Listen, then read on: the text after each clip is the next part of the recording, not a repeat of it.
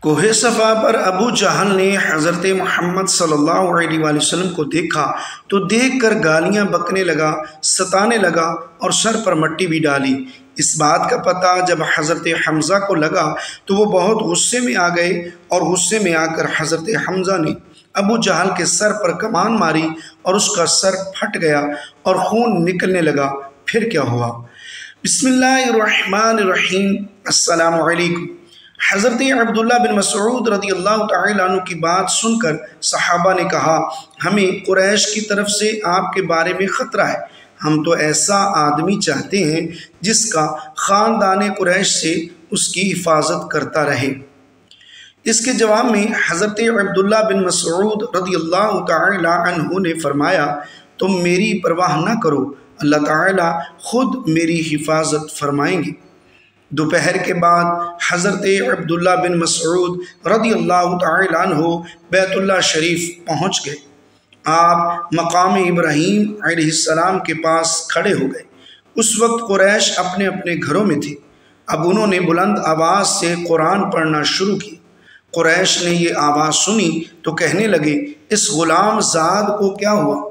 کوئی اور بولا، محمد صلی اللہ علیہ وآلہ وسلم جو کلام لے کر آئے ہیں یہ وہی پڑھ رہا ہے۔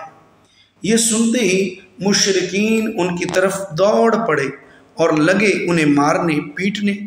حضرت عبداللہ بن مسعود رضی اللہ تعالیٰ عنہ چوٹیں کھاتے جاتے تھے اور قرآن پڑھتے جاتے تھے، یہاں تک کہ انہوں نے سورت کا زیادہ تر حصہ تلاوت کر ڈالا۔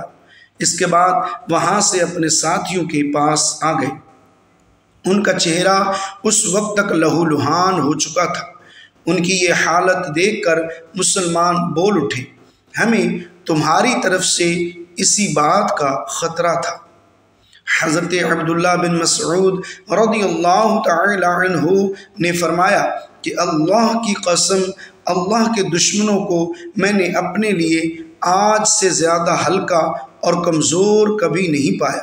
اگر تم لوگ کہو تو کل پھر ان کے سامنے جا کر قرآن پڑھ سکتا ہوں۔ اس پر مسلمان بولے، نہیں، وہ لوگ جس چیز کو ناپسند کرتے ہیں آپ انہیں وہ کافی سنا آئے ہیں۔ کفار کا یہ ظلم و ستم جاری رہا۔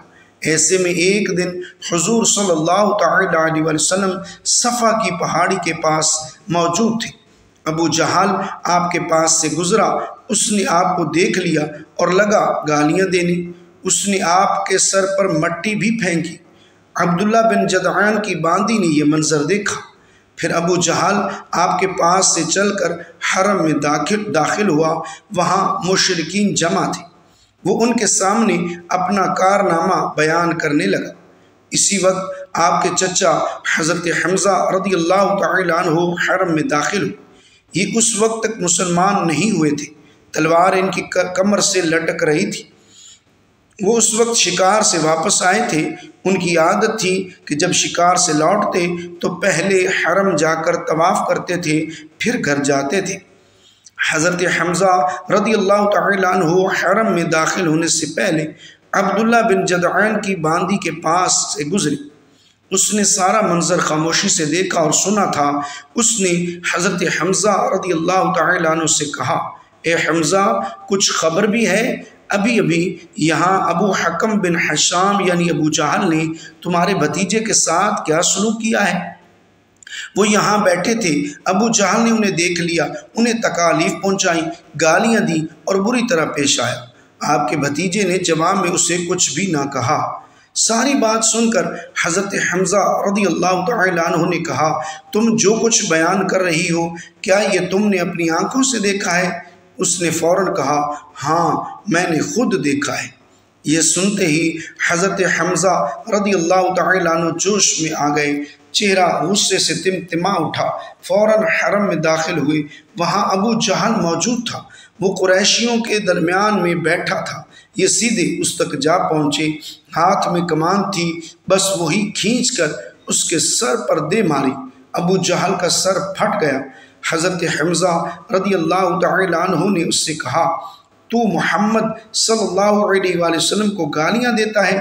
سن لے، میں بھی اس کا دین اختیار کرتا ہوں، جو کچھ وہ کہتا ہے وہی میں بھی کہتا ہوں، اب اگر تجھ میں ہمت ہے تو مجھے جواب دے۔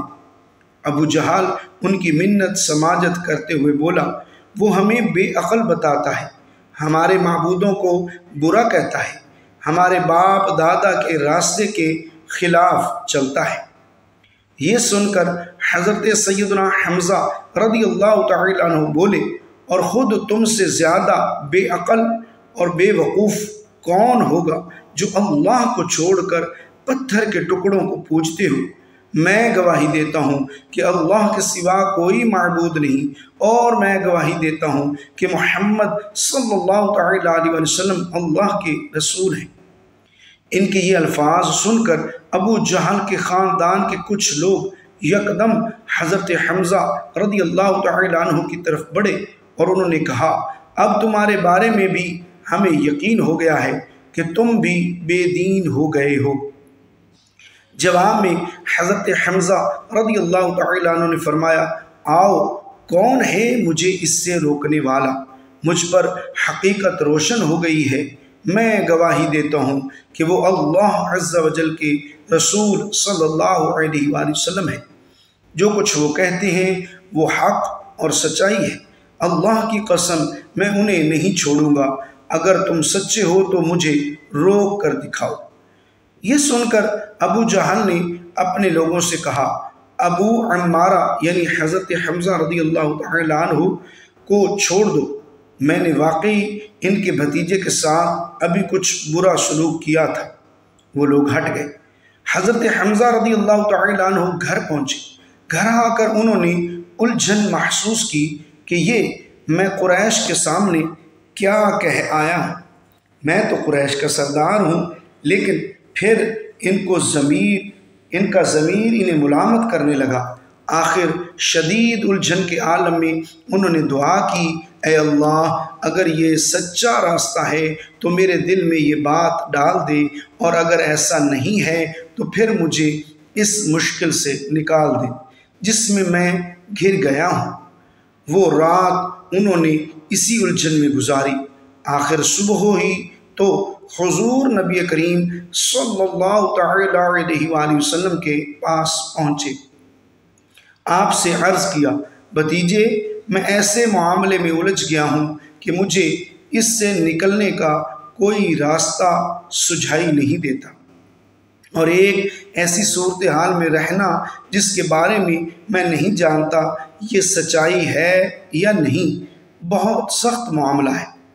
اس پر حضرت صلی اللہ تعالی علیہ وسلم حضرت حمزہ رضی اللہ تعالی عنہ کی طرف متوجہ ہوئے۔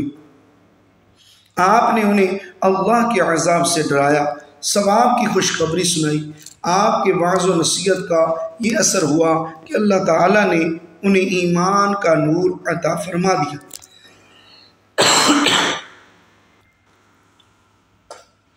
اور وہ بول اٹھے، اے بھتیجے، میں گواہی دیتا ہوں کہ تم اللہ کے رسول ہو، بس اب تم اپنے دین کو کھل کر پیش کرو۔ حضرت ابن عباس رضی اللہ تعالی عنہ فرماتے ہیں، اسی واقعے پر قرآن پاک کی یہ آیت نازل ہوئی۔ ترجمہ: ایسا شخص جو کہ پہلے مردہ تھا، پھر ہم نے اسے زندہ کر دیا، اور ہم نے اسے ایک ایسا نور دے دیا کہ وہ اسے لیے ہوئے چلتا پھرتا ہے۔ سورۃ الانعام۔ حضرت حمزہ رضی اللہ تعالی عنہ کے ایمان لانے پر حضور نبی کریم صلی اللہ تعالی علیہ وسلم کو بہت زیادہ خوشی ہوئی۔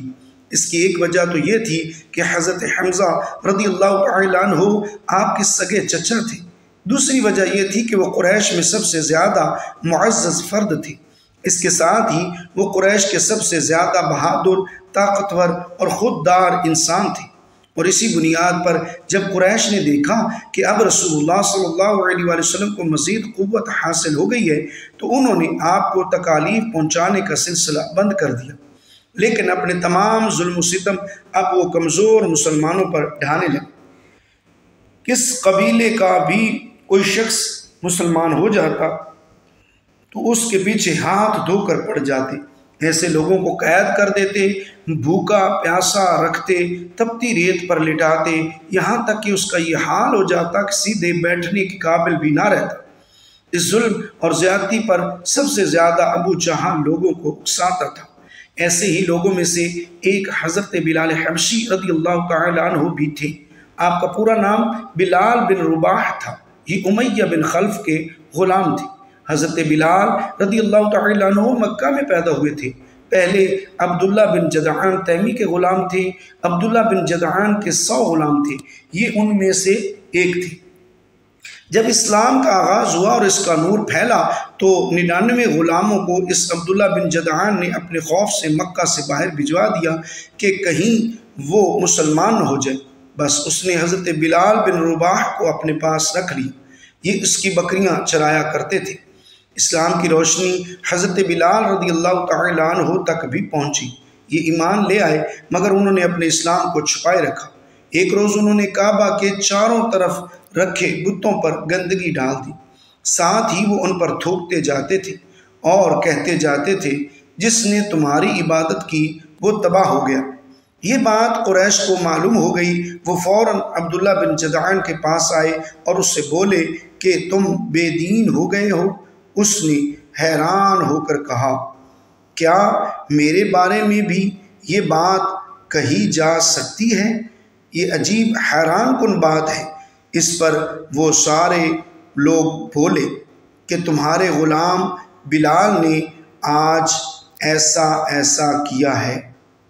وہ کہنے لگا کیا؟ وہ حیرت زدہ رہ گیا۔ محترم ناظرین، یقیناً دین قربانیاں مانگتا ہے، اور جب قربانیاں دے دی جائیں تو دین قبول کر لیتا ہے اور اپنی آغوش میں لے لیتا ہے۔ تو دیکھیے اللہ نے کرم کیا اور حضرت بلال حبشی اور حضرت حمزہ کو اپنی آغوش میں لے لیا۔ اللہ پاک ان کے درجات بلند فرمائے، آمین۔ دعا ہے کہ اللہ رب العالمین ہمارا خاتمہ ایمان پر فرمائے، ہمیں ہدایت کاملہ نصیب فرمائے، آمین۔ ویڈیو اچھی لگی ہو اس کو لائک کیجئے، ثواب کی نیت سے شیئر ضرور کیجئے۔ اللہ پاک کے 99 ناموں میں سے ایک نام کمنٹ باکس میں ضرور بے ضرور ٹائپ کیجئے۔ اگلی ویڈیو تک کے لیے اجازت دیجئے۔ اللہ حافظ۔